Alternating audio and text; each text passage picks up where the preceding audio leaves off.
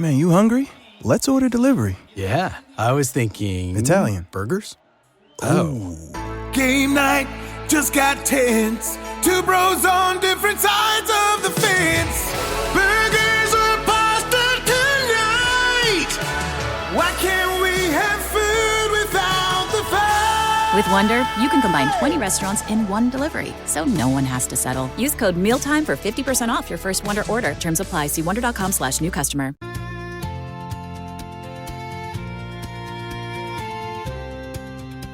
It's not okay when the deep state sets you up to commit a crime. I have never been so angry in my life. I walked in with good faith, ready to collaborate on Cuba. Got shoved a bunch of hard copy documents to leak. Didn't check them before accepting. Gave a non-committal answer. Yep, markings that would have got me in big trouble. The markings weren't crossed out. I consulted people, and if this were a sanctioned leak, they would have just sent over email. They tried to entrap me. No, I did not fall for your trap. You tried to get me to commit a crime. I have witnesses. Praise God that he protected me, and my kids do not have to visit their mother in jail.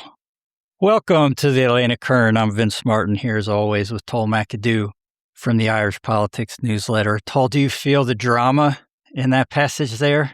The sense of dread, the sense of panic when the weight of the United States federal government is turned against an innocent citizen? I do actually, because it's quite similar to what whistleblowers in Ireland have said in the past. They tell of the fear, the sleepless nights, the heavy drinking, the depression, the stress that comes with all this. So who's this you're quoting from? This is, I mean, you could use the term whistleblower. In her own mind at the moment, she was a whistleblower. This is Jenica Pounds, who is known on X as Data Republican. She posted this a few days ago. She's an independent researcher and programmer who built a tool to track where government spending goes. And she's very good at sort of creating graphs and flowcharts and things like that. And I think a little better in, let's say, framing data that seems to support right-wing / MAGA causes. She came to the attention of Elon early last year during his Doge days because she was tracking a lot of government programs. And since then, she's kind of become a prolific MAGA influencer, author on Substack. She's kind of in that role. That is a cause du jour, not just in the United States, Vincent. It's in Ireland here at the moment as well. Everybody with an X account is posting data and graphs and accusing the government of all kind of malfeasance. And a lot of the time they're right, but it's a case of people being able to frame the data how they want it, how they want it to be perceived and stuff like that. That is not unique to the United States at the moment. There's 5 or 6 prominent Irish X accounts doing the exact same thing. Yeah, I'm sure it's not limited to the U.S. and Ireland either, because I think part of what she's been able to do, and I'm sure a part of what a lot of those accounts are able to do, is use AI tools to get through the data better. They can kind of accelerate their expertise. And people who have expertise in analyzing these massive data sets probably aren't going on X. Like in the modern world, they're pretty busy. They're pretty well compensated. So there is kind of that vacuum, but that also leads to the problem that Data Republican has had more than a few times, which is you can frame the data the way you want, but in a lot of cases, you don't actually understand the data. Is she willfully not understanding, Vincent, or is she, she a knight on a shining horse here? Is there some substance to her claims? It's hard to tell, which if it was part of the appeal of these accounts. I have spent some time before this episode in general trying to kind of get an understanding of what she's saying. I'm sure there is substance. I'm sure there is waste. There have also been quite a few things that she has said publicly. One of the most famous ones last year, she made a huge error on one of the projects and people pointed it out. And her excuse was that her hard drive overheated. And everybody's like, is it 1994? Did you hit the limit on an Excel? What are you talking about? What world do you live in where you're running these things? And she's like, oh, no, it's my MacBook. She's one of those MAGA accounts that you come across and you're just sort of instantly skeptical of, and perhaps unfairly so. But at the same time, when you look, there's just posts here and there that you just go, oh, okay, yeah, that's someone who's not actually like that focused on really certainly being balanced or certainly trying to give a realistic picture of what's going on. It's someone who's pushing an agenda. Well, I mean, she's almost 1 million followers, and when you get 1 million followers like that, you have to keep your click count up if you want to get paid from X, don't you? Yeah, and she's got to feed her Substack, which, I mean, she only charges $3 a month, and which I think is a little bit of a marketing thing, but people have kind of done some of the math on how many subscribers she has. You know, it might be $1 million a year business for her at this point, which speaks to how profitable political grifting in the United States has become.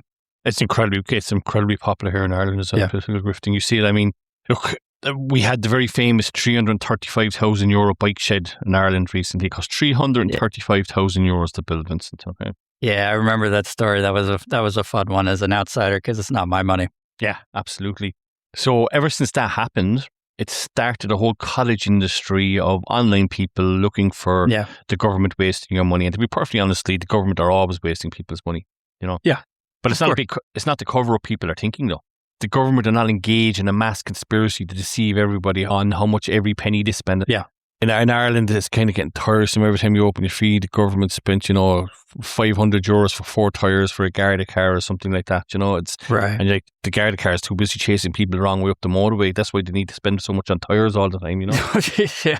Yeah. Well, we talked about this story a few months ago. I was the head of the economic development business, and everyone was criticizing how much his airplane tickets cost or something. And we did the math. We were like, actually, it sounds like he's not flying enough if he's trying to get foreign direct investment. Yeah, the head of the IDA, traveling, to 90 countries a year kind of thing, and people are giving out that his plane costs were €1 million or something mad like that. Yeah, and meanwhile the guy brought in like $87 trillion from Facebook and God knows who else. Yeah, so that was a fun story. Yeah, and that gets to kind of what we're talking about. That Republican in particular reminds me of another thing we talked about before, which is when we had Meredith Ogilvie Thompson on. And we were talking about Doge. She very clearly views the spending that she is trying to illuminate as essentially wrong, essentially bad. She almost goes to it with the burden of proof that there needs to be real obvious evidence that the spending is legitimate, or else by definition, right, it's fraud, it's waste, it's conspiracy, it's this. And that's something you definitely see, even in a cursory look at some of her stuff. So yeah, I mean, she's an interesting figure. She's not as bad as some of the worst people on her side, but, as we said before, that's quite a low bar to clear. Yeah, I mean, of course. No, Jenna Capone's, were they trying to set her up? No. It's just the demons in her brain, The best answer to that question comes because the original tweet from Data Republican, which she has, of course, deleted, it showed her with text messages with an unnamed member of this alleged deep state. Okay. And in the replies to the tweet, the member of the deep state herself replied. And her name is Sarah Rogers. She's the Undersecretary of State for Public Diplomacy. Some European listeners might recognize the name. She gets called, particularly in the European press, they call her Trump's free speech czar. Oh, yeah. She's kind of leading the efforts to criticize countries in Europe in particular for censoring conservatives as they see it. But Rogers' reply literally starts with LOL, which is just exactly right. This whole over-the-top, overly dramatic post. The reply is LOL. This is just nonsense. And Rogers actually goes, okay, well, if you think I was trying to get you to leak classified information, it's not classified and I'll show you. And then she just posts all the documents in a 35-post thread. She was basically trying to get Data Republican to leak these documents to sort of help the government shape the narrative. It's completely sanctioned. And Data Republican just lost her mind. She says in her post that she consulted with people, which I think is part of the problem. I don't even want to know who the hell she was consulting with in the MAGA universe. But obviously these people all told her, oh my God, it's a deep state, it's a trap. And they're like, no, the deep state is actually asking for your help. Just totally above board, trying to make you a couple bucks and help them do their job. Right. So I'm guessing she was talking to somebody, 4chan, Reddit. Perhaps she had a seance, maybe. Who knows? I think it's probably a lot of the other influencers on X, because after all this happened, and we'll get to more of the story and how terrible Data Republican looks. I mean, they circled the wagons, they closed ranks, whatever metaphor you want to use. All the other people in her circle are, oh, no, she's great. They're just going after her because she's exposing stuff. And it's like, well, I mean, I think this merits a little bit of criticism. If you publicly accuse people of literally trying to imprison you, trying to entrap you into a prison sentence that will take you away from your children, you don't just get to go, yeah, my bad. I guess the markings on the documents were really that big a deal. I misunderstood a little. Yeah, well, figure that out before you're stoking the conspiracy theory. I see all the best people on the internet are saying, I stand with Jenica Pounds. Oh, I hadn't seen that one. That's wonderful. That's a dead giveaway that there's something shady definitely going on. When I see that I stand with this person, I stand with that person. No, you're sitting behind your keyboard typing, you support them for whatever grift you got going on yourself. Yeah, for sure. Yeah. And the funny thing about all this is that they're actually, at least from Roger's perspective, there was supposed to be a story here in those documents that she wound up putting to X, which itself, I think, is telling about how this government works. She's just reaching out to Data Republican knowing, okay, you have a big audience. Clearly, they've communicated before. They have some sort of relationship. And she actually says in the messages, I'm giving you a gift. I'm going to give you this story. You can put it together. You can put it on X, put it on Substack. You will, get the online conversation going in a way that I can't, and you'll make some money. You know better than I do, but this kind of thing, it's not unusual. It's not unique to Trump world, this kind of relationship between the media and a journalist. It's just, in this case, the journalist literally does not seem to understand how the world works and just freaks the hell out. You're using the term journalist there. Are people really describing her as a journalist? I mean, she would say she's a journalist. Absolutely. If she's on here, yeah, I'm an independent journalist. I'm free from the shackles of mainstream media. I write on Substack. I do my own research. I do my own work, of course. Yeah. In her mind, she's absolutely a journalist. I think in the technical definition of the term, yes, she's a journalist. If you just kind of take basic, a journalist is supposed to find things that the public doesn't know and bring them public, then yeah, I think she qualifies. Okay. So I guess if you say a journalist is someone who brings true things to the attention of the public, maybe her qualifications get a little fuzzier. But yes, it wasn't the look on my face that gave away my skepticism, was it? Yeah, a little bit. But look, she thinks she is, and Rogers thinks she is. That was kind of my point. So, Vincent, what exactly is going on in these papers that are so explosive, or allegedly explosive, or might not be? Yeah, the big scoop, the gift. What is it? Going back to early last year, only a couple months after Trump took over, the State Department has been promising that they are going to provide evidence that the Biden administration tried to censor conservatives in the United States. Mm-hmm. That there is this massive conspiracy targeting the First Amendment rights of Trump supporters, Biden critics, et cetera. And the roots of this are a couple of things that the Biden administration did do. They made some efforts around things that they actually called disinformation. And most of these efforts were canceled pretty quick. And for what it's worth, I actually think the administration was right on both counts. There was a lot of disinformation. It was not great, the things that people were saying at the time. But I also don't think that the administration's role was to police that speech. And that's probably an American perspective, not a European one. But I think them pulling back probably was smart.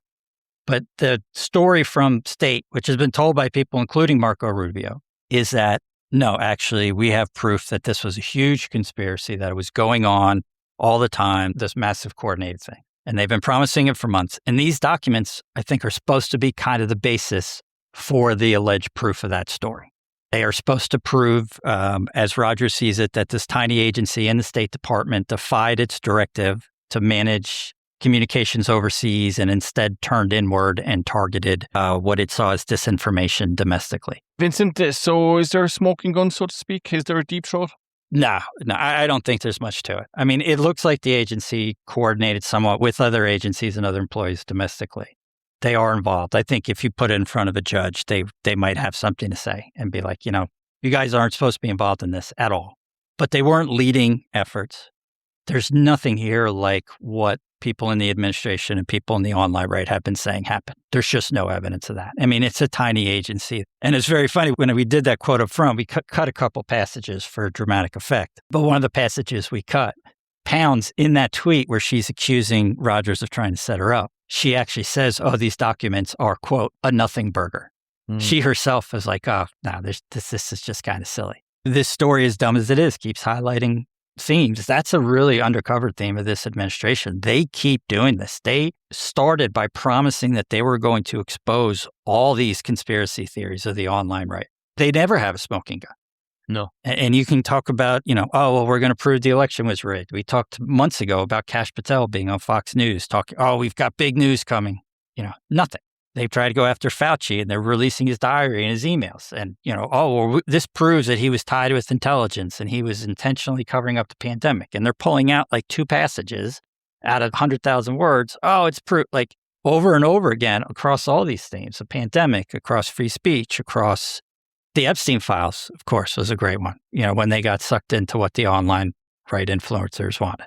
And you have RFK with vaccines and all the stuff he said he was going to do. So they just keep doing these huge pronouncements and there's nothing ever shows up. But the problem is politically and as a society, the pronouncements gets covered, particularly on Fox News or on right-wing websites, but no one ever, there's all the articles about, states saying there was a conspiracy to censor conservatives. There's going to stay up. There's not going to be any articles about these Rogers tweet, in part because the story is so stupid, but Rogers shot herself in the foot by going this route. But yeah, even I'm a little surprised that they have not been able to find more, if you want to extend the smoking gun metaphor, that, they haven't been able to find a bullet. Well, we are 2 years deep into Trump's presidency, Vince, and Occam's razor, I think, can apply here. He's there 2 years. He hasn't found anything, so to speak. Right. So the most obvious answer is like staring you in the face, okay? That's not there. Of course. Yeah. I didn't believe any of them. I didn't think they would find anything. I am just actually surprised that if you just consider the unbelievable amount of communication that is generated in the federal government, that they couldn't find more things that they could twist. Absolutely. So when Rogers replies, what does Pounds do? Well, she doubles down a couple times, but Pounds eventually writes her apology. It's not the most sincere thing you've ever read. Pound's mother at one point goes on X and calls for Rogers to resign, so she has to apologize. God, this is so dumb. The information that gets to the President of the United States, to the leader of the free world, has been influenced by this woman many, many times. But in the process of this whole mess, the apologies and it blowing up on Twitter and all these sorts of things, another right-wing account on X, they write a post about it. As far as I can tell, this is actually like a huge scoop. It's the first time it's disclosed, but it's not even emphasized in the tweet. It's not highlighted. The post opens, Jenica Pounds, a.k.a. Data Republican, comma, a Department of War employee. And people start to see this and go, excuse me? She's working for the government? First of all, when the hell did this happen? And second of all, in March, she had made a big deal about the fact that she had become a member of the press corps at the Pentagon, which itself is just more going to see more of this, like, of me trying to laugh at this story and increasingly just losing my mind over what the hell's going on in this country. But the Pentagon put in these rules that basically the entire media apparatus, including Fox News, were like, yeah, we can't do that. And they left. So now the Pentagon is covered by influencers. Someone who works for the Pillow guy, the guy you like out in Minnesota. Yeah, someone who works for his network is now covering the Pentagon. And she was part of this press corps starting in March. She announced it. So everyone's like, what? Wait a minute. So you're working for the government. You're getting information from the government that you thought was classified or whatever. You never said anything. When did this start? And finally she comes out and she says, oh, yeah, well, my press pass expired at the end of June and I took a job as a special government employee. This is like a special category. Shorthand, you might say, like they're consultants. It exists so that people can work for the government without going through the entire process or leaving the private sector if they have certain kinds of expertise. Obviously, someone in the administration thought she qualified on that. But it's so obviously unethical. It's so obviously dishonest that you don't disclose any of this stuff. By the way, it also just adds to the stupidity of her response. Shock, or somebody's been a MAGA influencer is being unethical. I'm horrified. I'm so surprised at all that, It's par for the course. But even by that standard, it should be career ending. It really should. I don't think you should take someone seriously. I don't think you should believe somebody after they do this. But, she's right back posting on Substack, and now she's using her newfound notoriety to shill the whiskey her husband distills. So here we go. Okay. So let me ask you this. Is there going to be any serious consequences for her? Oh, God, no. No? No. God, no. Rogers has actually been nominated to head the Voice of America, the U.S. I guess propaganda operation, right? I don't want to say that. We don't issue propaganda. We're nice, but yeah, that's what it is. So I don't think her nomination's at risk. No, everybody went. Nobody gives a shit. Okay, right. That was wild, Vincent. And Yeah, I didn't enjoy that as much. I was really looking forward to telling the story. I am like bright red. I am legitimately red. My face is flushed. I will say this, though, Vincent. I will say this. What's going on here, and I've looked at this a lot, that these people are terminally online, okay? Oh, yeah, yeah. And a lot of them are not particularly bright. They're not particularly intelligent. They're not particularly savvy. Don't have the political skills to navigate the treacherous waters or what are, you know, what comes from normal politics. And when they find they can't navigate those waters, they tend to lash out and make a holy show of themselves. Yeah, and if you wanted to give Pounds a little bit of offense, you would say, like, this is a situation she's not familiar with. I mean, she's a computer programmer. She's a deaf woman. She's a mother who lives in Utah. She doesn't understand the rules of leaking. But it is so telling about her, and I think the movement in general, that when confused, when she doesn't understand something, what's her initial assumption? Her initial assumption is that someone is trying to put her in jail. That's literally where she winds up with. And that is part of being terminally online. I think it creates paranoia, especially on the right. Your feed and your browser history is just full of the deep state is out to get you. You start to believe it, and evidently she did. I think that's telling. I mean, it's a dark view. I've exhausted myself. When I hear some nonsense in Ireland, that makes me think that my country alone is not the only one that goes nuts in August. Okay, so the big news here during the week, apart from the crime spree that seems to be underway, judging by the amount of TikTok videos and X videos and Facebook videos that are doing the rounds, was that people before profit. Now, this gets a bit convoluted, Vincent, so you're going to have to, whenever I lose, you just rein me back in, right? Okay. All right. So people before profit. Gotcha. So a group of prominent people before profit members have resigned from the Socialist Workers Network, right, as reported in the Irish Times on Wednesday. Okay, it's a Trotskyite movement, and there's various moving factions within people before profit. There's different Trotskyites, Marxists, all kinds of manner of bad socialists and stuff. They make me look positively or right-wing, to be perfectly honest, okay? So what happened essentially was 15 members signed a letter, circulated to all the rest of the people before profit crazies. And I use that word quite, honestly, to be perfectly honest.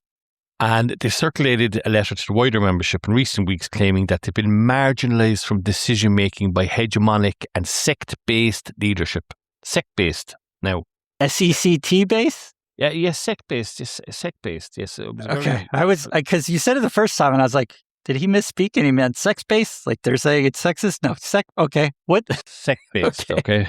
Okay. This gets all very weird, okay. And it says in the statement, it follows that political difference in the Socialist Workers' Network is repeatedly dealt with through denial of its very existence, or at worst, marginalised through, wait for it, dogmatic moralism. Do you understand what any of that means, Vincent? I understand the individual words.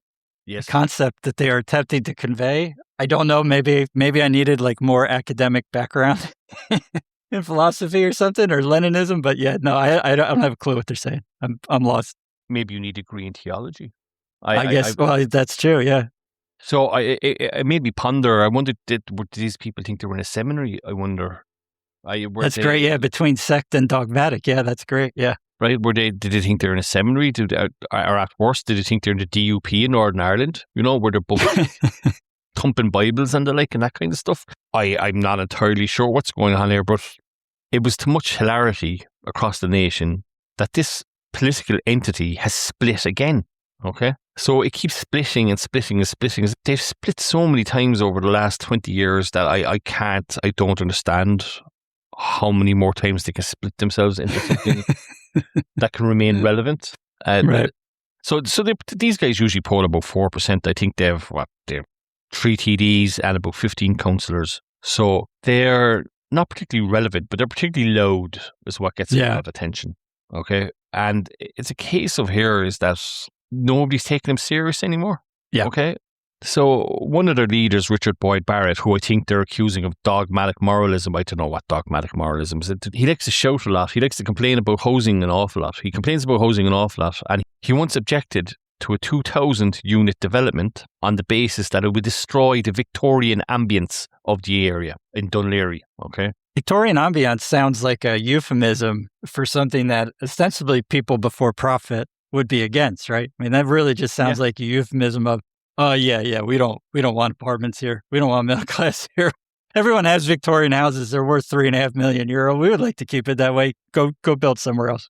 Yeah, well, that's exactly it. I mean, Dun Laoghaire is probably one of the wealthiest constituencies in the country, so it's like seaside apartments and that kind of stuff there. Yeah, we've been. I would pay handsomely to live there. It's a wonderful place. I get the point. But people before profit, that's not usual. That's an unusual ally. Let's put it that way. Yes, the Marxist revolutionaries in the people before profit want to keep the Victorian ambience of somewhere. They're meant to be anti-monarchy, they're meant to be anti-capitalist, but they're hell-bent on protecting, those €3 to €5 million seafront properties there in Dun Laoghaire, down around Monkstown Terrace and all that kind of jazz. And there's an element here, that famous Monty Python sketch. Man, you just ruined my day. It's like, as soon as you said you want to talk about this, I was like, I'm going to bring that up. Yeah, you're dead on. Go ahead. The People's Front of Judea is a fictional revolutionary group from the 1979 British comedy Monty Python's Life of Brian, which was banned in Ireland, Vincent, would you believe? I wouldn't have thought that on my own, but as soon as you said it, I was like, oh yeah, actually, yeah, that makes perfect sense. Yeah, I mean, it was considered ridiculously blasphemous, yeah. Yeah, I mean, it was 1979. I think Pope John Paul had just done his, world tour, and he'd stopped in Ireland, and there was 1 million people showed up in the Phoenix Park for him. Anybody that's tied in politically knows about the People's Front of Judea, and that very famous clip about how they go on about the Judean People's Front are splitters. Well, yeah, the best line, because Brian wants to join the People's Front of Judea, and they go, okay, you have to know, we hate the Romans. Yeah. But even more than the Romans, we hate the Judean People's Front. Yeah. And then they go on to all the groups that they've split off of. And the one I was thinking, when you're talking about how they keep splitting, where does it end? The end of that scene is a great joke too. One of them goes, what happened to the Popular Front? And the leader of their group goes, oh, he's over there. Yeah, he's on his own, yeah. I thought that was going to come up one way or another. That's great. And they all can trace their lineage back to, I don't know, who knows, 1921 or something like that, something mad. If you go right back, a friend of mine sent me a graph of all their splits. We put it up in our Substack. So we've said before, there's about 20 different left-wing parties in Ireland, okay? And there's 3 nominal ones, I suppose, Fine Gael, Fianna Fáil, and Independent Ireland, right? And these left-wing parties, they're like this kind of stew that never quite blends together. So you got Sinn Féin, who are populist left or populist right, depending on what side they get out of bed at. Labour Party, sensible, boring left, tainted by their government stint with Fine Gael after the crash, and they brought in austerity and all that, and people, a lot of people won't touch them on the left wing. And then the Social Democrats are younger, woker, hipper, more in tune with the up-and-coming urbane type, I suppose, for want of a better word. And then we have people before profit. They're more extreme, more shouty left. They once wanted to nationalise Facebook, and Twitter as well. That would be that's something I wish they had succeeded in, just to see how the hell they thought that was going to work. But yes, I've said this before. I might have wrote about it. Are they going to kick in the doors of some data centre in County Meath? The API keys to the whole network, or whatever the case may be. It's very hard to take these people seriously, especially when they come up with statements like that, okay? They claim to be anti-bourgeois, anti-capitalist, anti-monarchy, anti-intellectualism, and they come out with a statement with dogmatic moralism. Hello? Come on, man.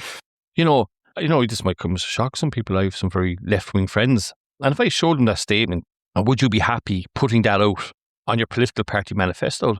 They will go, you madman. Yeah. The working class people we're trying to connect with just won't buy into this. Absolutely makes sense, sir. I mean, they were made fun of and ridiculed everywhere online yesterday because of that statement. And really? How about that? They appear to be splitting again. Other left people, were, just laughing at them, mocking and pointing the finger, going, what are ye at? These guys are meant to be revolutionary socialists, and the language they're using is so out of touch with the working class person, with the working man. You got Paul Murphy, Richard Boyd Barrett, grew up in very, very, very leafy suburbs, and there's nothing wrong with that. And having left-wing views, maybe that's going to shape your views as you grow up and stuff like that. But these guys come from very comfortable backgrounds. And you'd wonder, have they ever had hard days in their life? Yeah, That's a very common critique here in the U.S. As the further left of the Democratic Party has had some success and won some elections, people have done a lot of the stories of these people who are in the DSA, the Democratic Socialists of America, and live in $1.5 million residences in Brooklyn and things like that. The people living in those residences have tried to explain their way out of it, and it sounds not terribly different from that statement. It's basically a very wealthy person who went to a highly respected university and studied perhaps theology or philosophy or something adjacent to it, and then is writing statements and giving answers in that language while also professing to be working for people who had access to none of those things and don't speak that language. It's always a tension on the left, and sometimes it's a little unfair, but it's also quite funny. So we're going to talk about it anyways. There's so many left-wing parties in Ireland, and you would think their ideologies would overlap more than they diverge. And you'd be saying, why can't they just get along? You know, they all have the similar kind of bent here. You know, they're all, you know, their ideologies are quite similar. I think the truth is Ireland's left-wing factions care less about political positions or dogmatic moralism, and I think it's more about personalities and historical grudges more than theology, to be perfectly honest. Yeah, I mean, one of the common criticisms is that they are more concerned with keeping the ability to issue statements about dogmatic moralism. They would rather be able to give that statement and resign with principle rather than make compromises. But the problem with that is, you know, if you make compromises, they may help the working class, the poor people you're talking about, a lot more than flowery language in a statement that blows up your already quite small political party. And the way they go on, like some of them, I mean, they're the kind of people that would insist on throwing the DJ off the roof of Leinster House if they thought it would make the music more equitable or socialist, Marxist, sort of like, you know, such as their revolutionary zeal. The bottom line is the personalities, they don't get on with each other. You know, they like to sit together at the top of a table and pretend they're vote unity left, vote left, and they can't stand each other. Yeah. And it's a marvel to behold that they're still at this and they're splitting again and they want the electorate to take them seriously. No.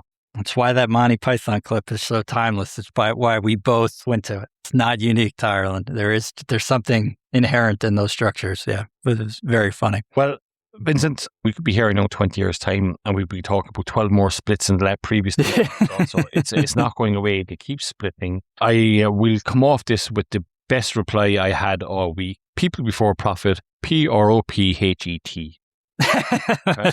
That's a good one. So David Lyons, I hope you're listening. We'll come back to the U.S. here because we talked last episode about Darlene Graham, sister of the late Senator Lindsey Graham. She's in a primary to replace her brother in the U.S. Senate on sort of a regular term basis. She's currently just filling out the remainder of his term, which ends in January. She won the primary. She almost certainly will win the general election. Little update there. But we brought her up last time because we were talking a little more silly season stuff. And we talked about her saying in a debate that she wasn't big on national security. And everyone's like, that's not like really how this works. That's kind of part of the job description. She had another amazing line in her victory speech. And so we're going to try something here. Oh, I'm going to have you read the quote because it is a quote that will make European heads explode. That American politician said this.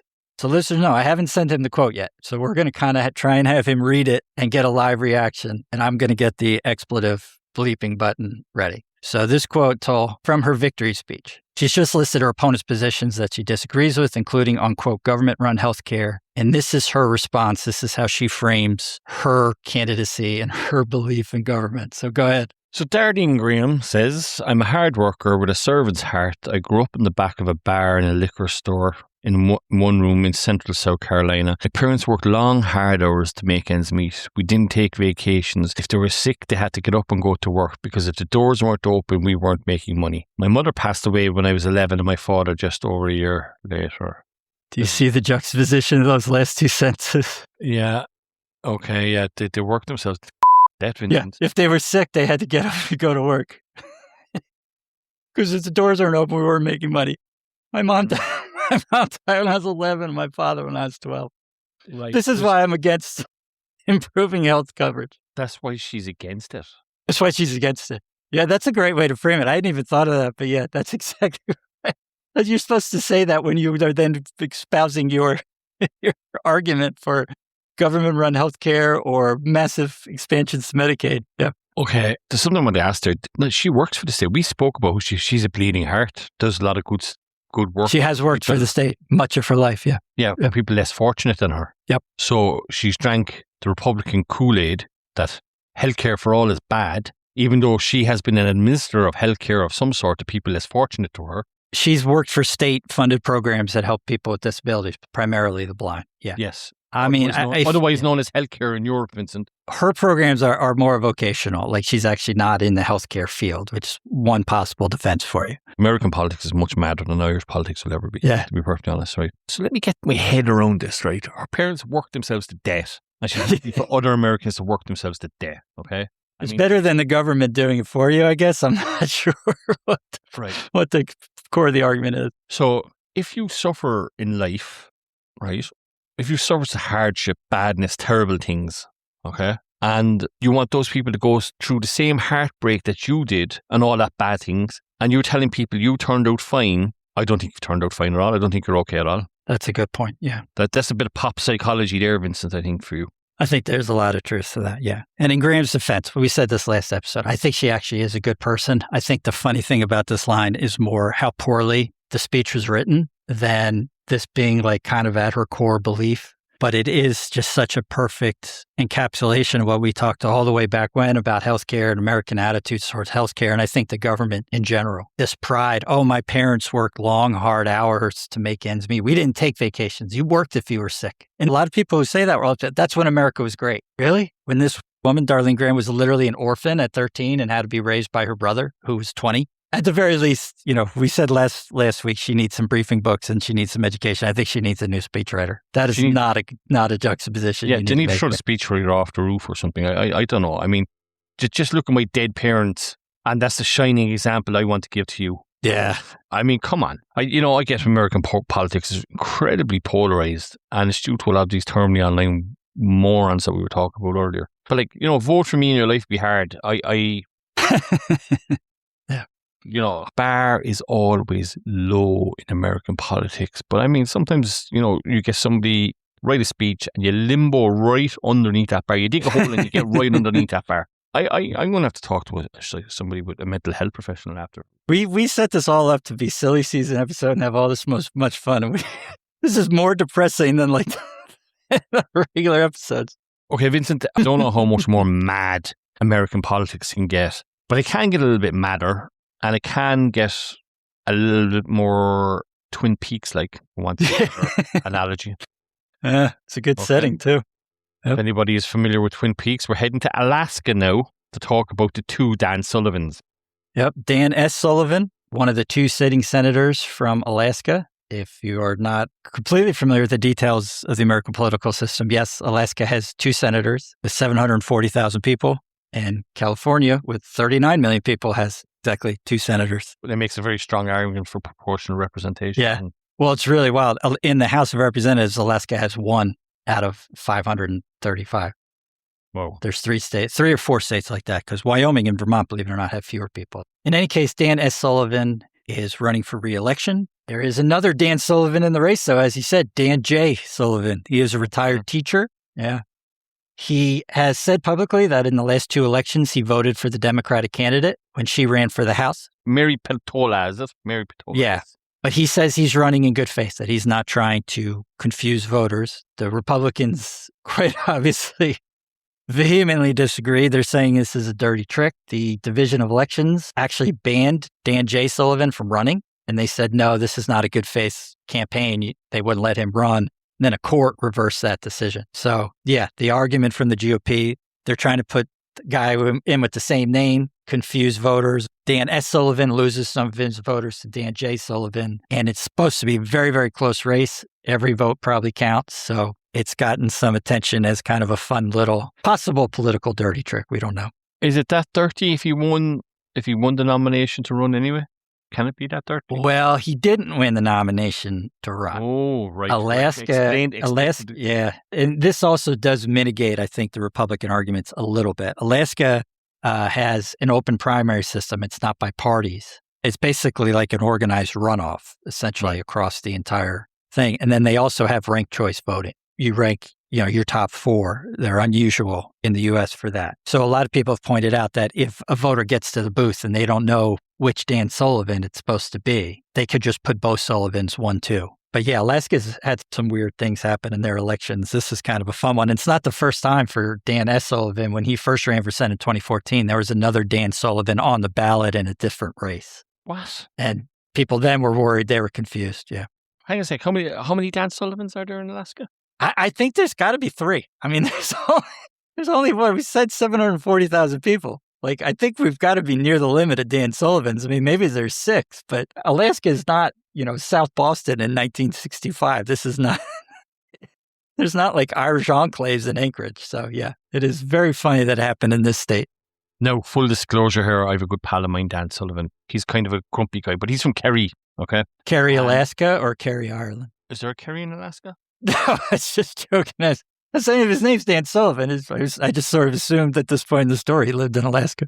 But I think there might be only 3 Dan Sullivans in the whole of Kerry, and Sullivan's a very popular name down O'Sullivan in that part of the world. So when that first came across my eye line recently, I was like, all these Dan Sullivans. Yeah, it's a riot. Yeah. Vincent, this is a pollster's nightmare. This is a pollster's ultimate bloody nightmare. I tell you that much now for nothing, They're calling it dirty tricks. I just, it's one of those alignment of the stars things on a ballot paper, that rarely happens. And maybe we're not giving the Alaskan voters much credit. Maybe they're going to be able to discern who's the baddie and who's not. I mean, I don't know. We do a political podcast. You've worked in politics for a long time. I think saying, well, we should give the voters some credit, with all due respect to the voters who listen to our fine work. Giving the voters credit, I think, sometimes is a dangerous thing to do. I mean, people here do believe that it actually can be a problem because there are reports of it happening intentionally. People bankrolling campaigns of someone with the same name. I have to laugh at that, right? People just malevolently out there throwing cash at some fella because he's the same name as another fella. Well, do you know what the most famous example is? I don't know. Tell me. It involved the most famous and maybe the best Irish American of all time, John F. Kennedy. No, Reagan was the best Irish American. But anyway, go on, John Kennedy, go on. Reagan's, okay. Yeah, I guess that's fair. Kennedy slept with better looking women. I'm going to give him a point for that one. But we'll see if that stays in. My wife does listen, so we'll see how that works out. Oh, man. This American politics has broken my brain. But no, and when Kennedy ran for Congress in 1946, this was his first race in Boston, one of his main rivals for the Democratic nomination, which was guaranteed to win the general election, was the Italian-American named Joe Russo. And his father, Joe Kennedy, was worried, I was one Irish-American, one Italian-American. So he bankrolled the campaign of a janitor named Joe Russo and got him into the race. There's a lot of stuff around Joe Kennedy, which are like rumors and urban legend, not true. This actually appears verified. Russo himself, not that long after, he told a reporter that they had promised him an apartment and all these sorts of things if he ran. Did he get an apartment? I don't know. He got something. I mean, Kennedy absolutely was involved in funding the campaign. They put together a legitimate campaign for this guy named Joe Russo to try and confuse voters. And it wound up not mattering. Kennedy won, and the political Joe Russo was pretty distant behind, but the state candidate actually got 700 votes. I think it was over 1% of the vote. So there were scenarios where it actually could have mattered. And that's what people are saying here in Alaska. If Dan J. Sullivan gets 1% of the vote because people are confused, this year that might be enough. Joe Kennedy, as far as I can tell, was one of the first to do it, but it does happen from time to time. The New York Times in 2004 covered an election for the House of Representatives in New York City, which had the same issue. And they talked about this happening in the New York area 3 or 4 times over 15 years. The one in 2004 was really suspicious. They called the guy up and they were like, "What's your platform?" And he goes, "Platform? I'm not sure what you're talking about." And they're like, "Well, okay, this might be false." And the guy, basically, as soon as he got off the phone, he went and withdrew his paperwork. We were saying in Europe, particularly in Brussels and Strasbourg and the like that, only in Russia. Those stories you're telling me there now, I'm thinking to myself, only in bloody America as well, That's a great summation of this episode. Yeah, it does happen. Does that ever happen in Ireland? So we had 2 Owner Brins running in Dublin Midwest in 2024. Oh, wow. Okay. They had 2 things in common. Both were bald and both were kind of left-wing. Eoin Bryn, the housing spokesman, very famous. He's been the housing spokesman for Sinn Féin since 1843, something to that effect. Since the famine, I think. There was another Eoin Bryn. He was running for the Social Democrats in the same constituency, and there was no kind of mix-up about the two guys, who they were, or whatever the case may be. See, in Ireland, I'm not sure it's the same in the United States. Your face is on the ballot paper as well. No, not here. Yeah. That's the problem in Alaska, my friend, isn't it? That would sort everybody's problems out in Alaska. I'm not sure why we don't do it, but yeah, no, there are no faces on our ballots.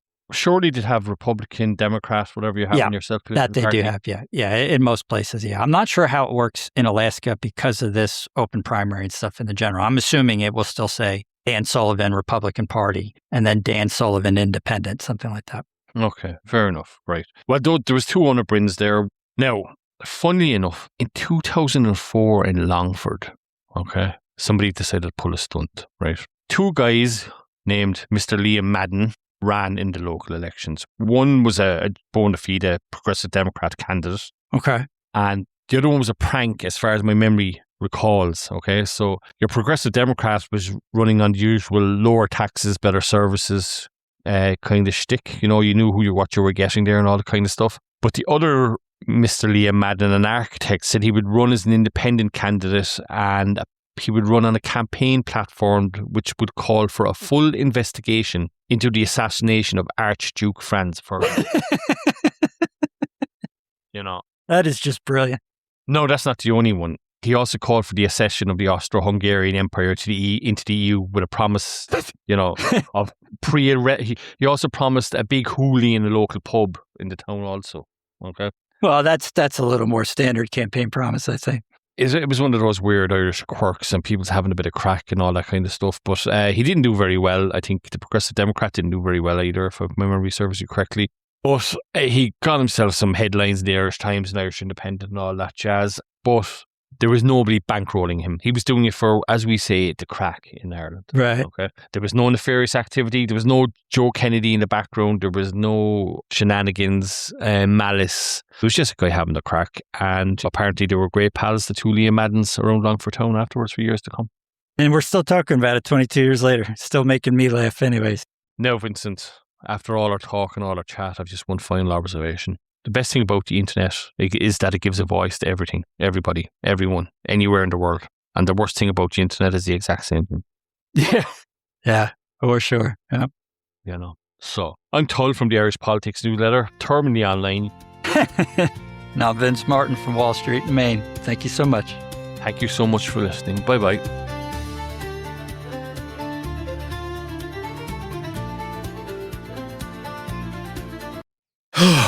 Okay, last meeting wrapped. It's too late to cook. Should I order poke or a burger? At war with myself, feeling choosy. Burger or tuna, what a doozy. If only I could have one of every bite. Why can't we have food without the fight? With Wonder, you can combine 20 restaurants in one delivery, so you never have to choose. Use code MEALTIME for 50% off your first Wonder order. Terms apply. See wonder.com/new customer.